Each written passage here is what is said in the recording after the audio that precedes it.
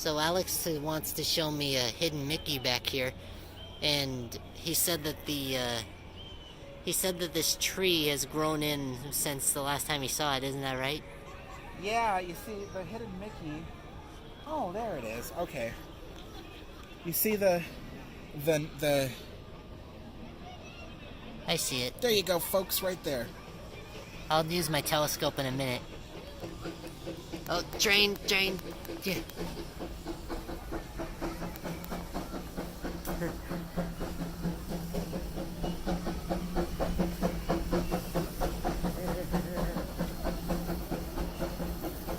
I'm gonna stand back so they can see me.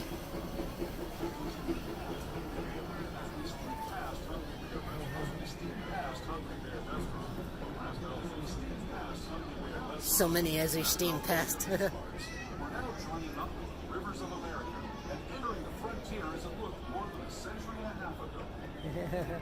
I love waving to people so much. Okay, let me see if I can see it on my telescope real quick because my camera can hardly see it. Okay, let's see. Are you ready to see it? Let's see, where is it? There we are, that's better. Let me see if I can focus in on it.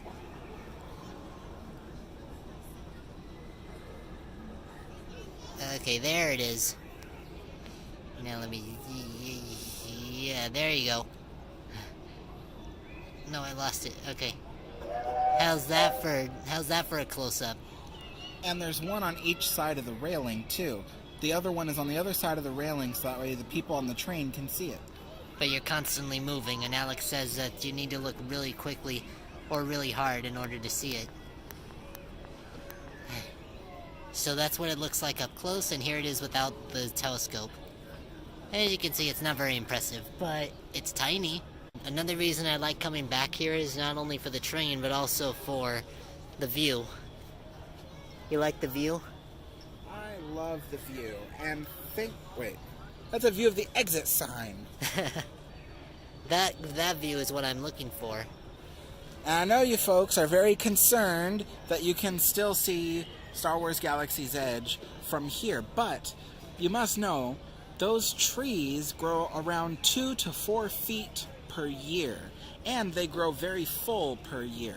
So in about 2 to 4 years, you probably won't even see those mountains. And just like all the other trees on Tom Sawyer's Island too, they'll grow in eventually too. Or are they already fully grown? They're already fully grown, Eric. Okay, so there are some downfalls to certain trees. There it is, folks, in the center of the screen. I'm sorry the screen is so shaky. That is the hidden Mickey. And when I first saw the hidden Mickey, I was standing right here on the stairs at the exit of Hungry Bear. And this tree was so small that you could easily see the hidden Mickey. And this is that tree I was just showing you just now. Yeah, this tree has literally grown 4 times. Oh, there you are. This tree has literally grown 4 times the size since I last saw that hidden Mickey well over a year ago. So, I mean, this tree has grown in width at least 3 to 4 times, and in height at least double the height. So it has grown really fast. So just real quick, I'll give you a sense of just how big this tree is. So I'm going to go up here, and I can show you. So there's Alex, and there's that tree that I was talking about. And here's a train as another point of reference.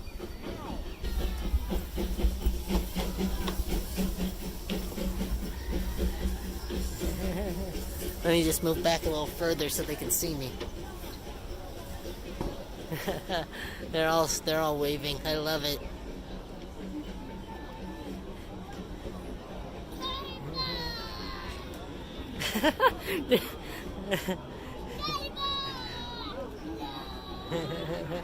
Did you hear that guy? I heard it so faintly. I heard, "Hey!" So this tree has grown a lot. Okay. What was it? look at that metal piping sticking out from the edge there. So, for those of you watching, that was for floodlights. They had floodlights there, and I don't know why they left it. But in any case, the reason why that was for floodlights is because this area back here was pretty much the end of the line. Like there was no path back here before they redid the Rivers of America. So there was literally no reason for a guest to see the floodlights. But now, since you can actually walk back here and they've rerouted the stairs to the way it is now you can see where the floodlight used to be. It's so close I can touch it. Nah, I'm not gonna touch it. These aren't tribal markings right here. These are... What are they, Alex? They're termite burrows. So this is the only pole on this entire fence that Imagineers installed termite burrows on it. Because if you really were in the frontier, a lot of fences were made out of like logs and wood that, you know, people really couldn't use for any other purpose. So they would save the unusable logs and make fences out of them. So that would be termite-eaten posts and everything. So, yeah. I think it looks like an actual, what is it? Like an actual termite burrow, even though I've never seen termites before. I got nothing.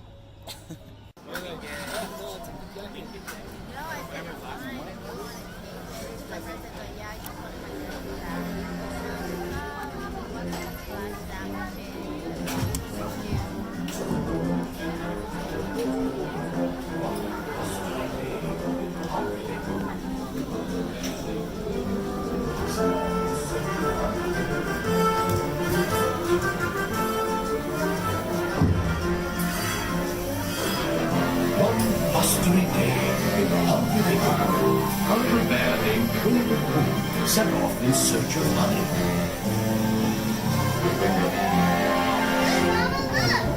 Hang on tightly, Roo.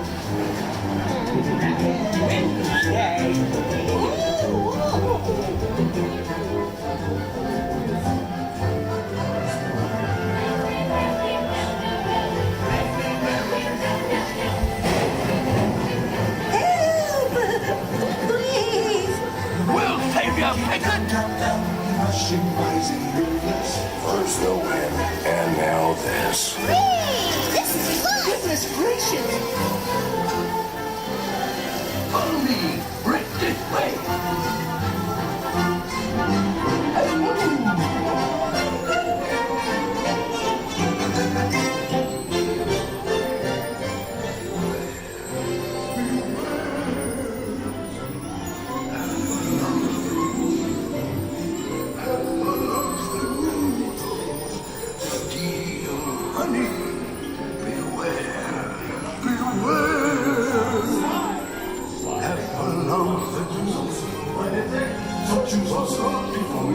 You'll see them multiply.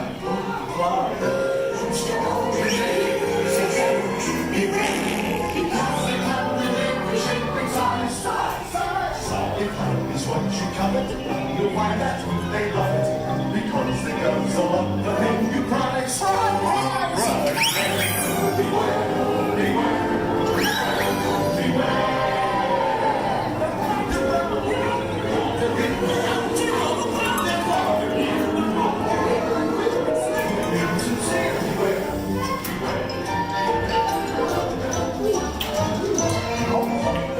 What a wonderful dream. Wake up! Oh, wake up! Wake up!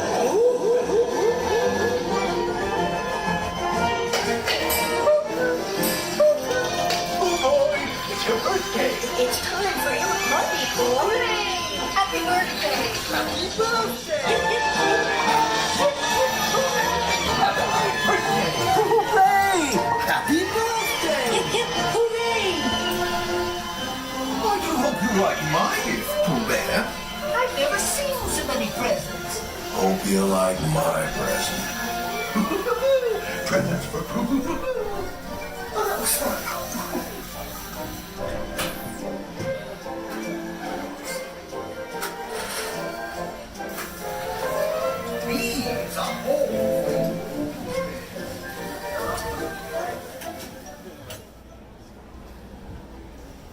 So it may look bright to you guys, but it's not. It's actually more like this. That looks more like what it is right now. But let's see how bright I can make it. Wow. That's actually really good. You can see very well. So we're pretty much the only people on the Mark Twain right now, because there's barely anyone here, as you can see. And just so you know, this pipe right here, it leads to the boiler, and it is really warm, and so I've been hugging it. So yeah, the boiler is downstairs. That's what these two pipes are for, and they're both warm. Alex tells me. Oh yeah, yeah, because those pipes are the exhaust from the boiler. Did you say that already? No. Oh, okay. Yeah, those pipes are the exhaust from the boiler. So clean emissions are exhausting up these pipes through the smokestacks up above us. So, and of course these are actually insulated. That's why it's not burning us by touching it, but they are insulated, and the heat that's going through them is thousands of degrees. But I'm happy it's not burning my skin off. Instead, it's just making it nice and warm for me, because it is cold out here right now, you guys. May not look like it right now, but it is freezing. I mean, touch your computer screens. Don't do that. See, like I said, there's barely anyone here, and we weren't able to get into the wheelhouse tonight, obviously. Maybe next time? I wish that they brought back jazz nights or something like that, like jazz playing on the Mark Twain at night. I would love that so much. Yeah. They also used to have a yearly event called Dixieland at Disneyland, and that was fun. They did that for maybe at most 5 years in a row. Maybe, okay, well, maybe a little bit over 5 years. I don't know. Let me say that again. So Disneyland used to have an event that they did for several years, and especially during Walt's time, it was called Dixieland at Disneyland. And they had all kinds of jazz and Dixieland musicians come in from all over the country to perform here at Disneyland, and some of the key people that used to come at least a few times, at least for a few events, I mean, would be like Louis Armstrong. He came here more than once for that event. So that was pretty cool. I wish we had that still at Disneyland. One. That's the leadsman calling out the deck marking so we can avoid running aground. Mark Twain! Mark Twain is not just the name of a riverboat or a great American author. It also means the water here is 2 fathoms. Let me see if I can make it look like it does in real life. It's safe enough for us to proceed on our steam-powered journey along the rivers of America. Yeah, that's what it looks like right now. We'll visit the magnificent Columbia of the great Northwest, the graceful Missouri of the windswept plains, and the rugged Rio Grande along the border of Texas and Mexico. I'll be sure to point out interesting sights along the way, and even tell you about a legend or two. We begin our trip right here on the mighty Mississippi, heading south and ending up down in New Orleans.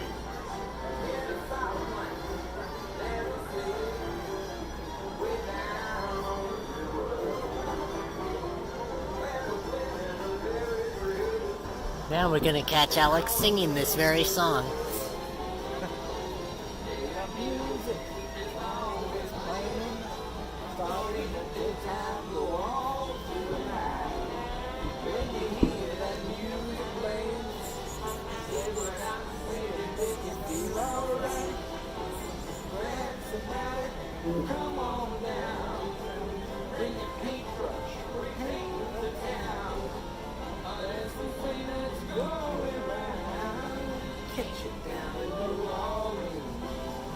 Cue applause, please. New Orleans is rich in history, music, good food, and ghost stories.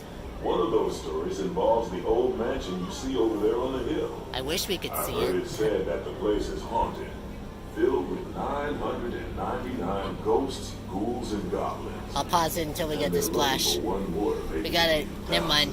We gotta race If you're down brave enough, to, you should we gotta see for race yourself down after we arrive back to at the first landing level. at Frontierland. Okay, we're coming on it right now. Fowler's Harbor. This is home port for the three-masted windjammer, the Columbia, the first American ship to circumnavigate the globe. I like that tree right there. The Columbia set sail from Boston Harbor in 1786. Yeah, I like the stump. Rounded Cape Horn and became the first American ship to carry the Stars and Stripes around the world. Let me see if I can spot anything in there, because I see The something. most famous landmark in this area is Splash Mountain, named for the fact that everyone seems to have a splashing good time when they visit. Splash Mountain is part of Critter Country, a remote wilderness filled with tall pines, rustic buildings, backward bayous, and one of those tall tales we often hear. I'm not crazy enough to go on that right now. Birds and animals that Yeah, live here. I'm not crazy enough to go on it. Like I said, just another tall tale. When we get around the bend, they're going to use the spotlight. I was about to say, there's no light back here. How are we supposed to see anything? Well, as we get further over there, it'll get darker and darker. But I mean, our eyes will adjust and we'll be able to see what's going on. Plus, the Mark Twain, its popcorn lights will light everything up too. Or I can just simply do this on my camera. I like looking at Tom Sawyer Island at night like that because there's nobody there. I think that there should be like a scavenger hunt or something that they do on the islands sometimes. I'm gonna turn this off so that we can see what the spotlight can show us.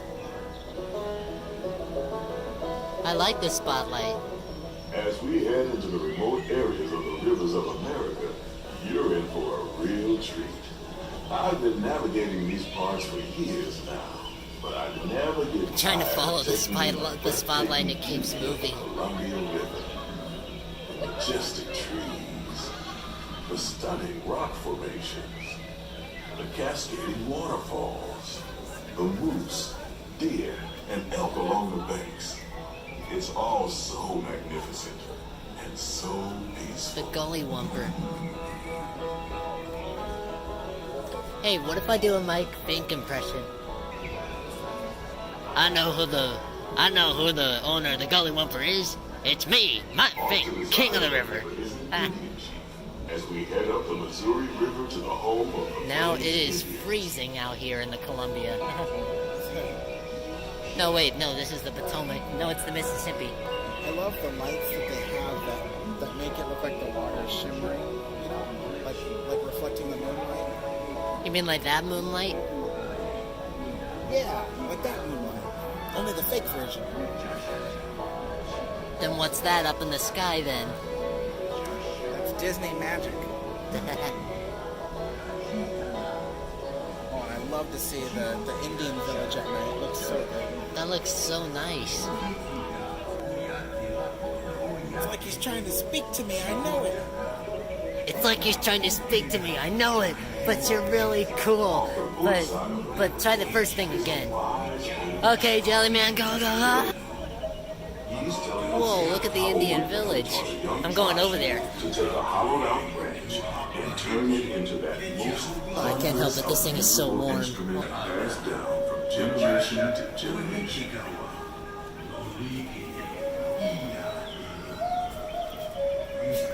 That looks so nice. Personally, I wish that these guys were a little further away from the village. Just beyond the Shaman is a tribe of Plains Indians setting up their camp along the banks of the river. They'll be here for a few months and then move Look, on. the most lifelike As Disney we continue animatronics our ever. journey, keep a Geese. close eye on the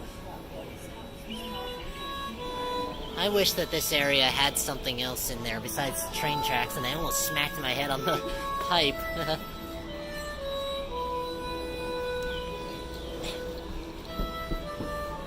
Seriously, I just wish that there was a way that we could see what the island looks like at night. Like a scavenger hunt or something. Yeah, but they can't do that because it's so dark on the island that it's a walking hazard. You know, people could trip. Well, there's lights there already, and you could be given like a flashlight or something. The other thing too is they won't be able to see people sneak away into the bushes. Maybe it's just wishful thinking for right now.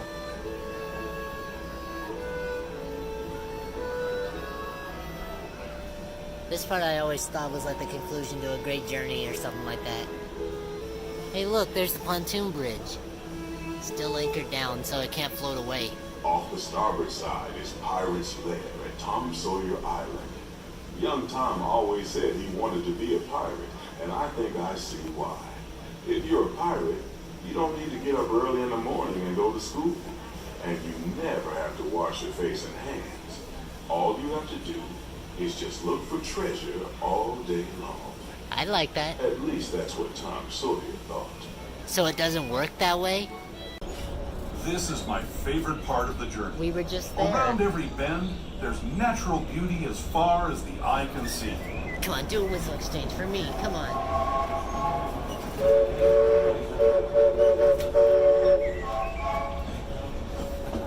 Close enough. Not as good as I did, but close. So it's not just the Mark Twain that... Beard Indian shaman, sharing his stories with those in the Great River Valley below. The flash from Splash Mountain is all the way over here. I can see it.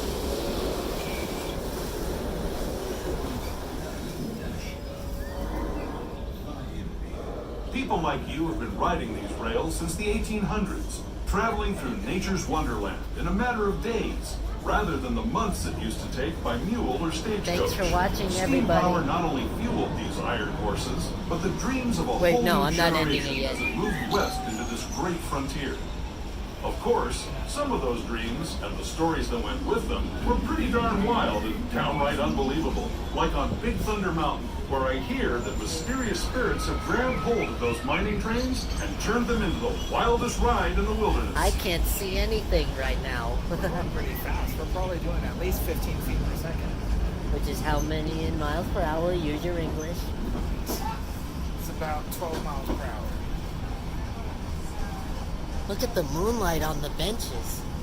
This tunnel signals our transition from the frontier to another kind of gear. The ones you'll find on Mickey and Minnie Mouse. There's still nothing here.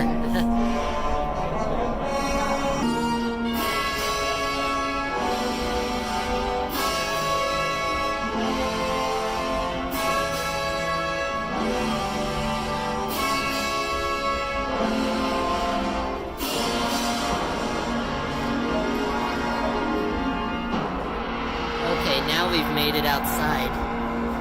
And there's still nothing to see. We're now returning to our own time and to Main Street Station, gateway to Disneyland.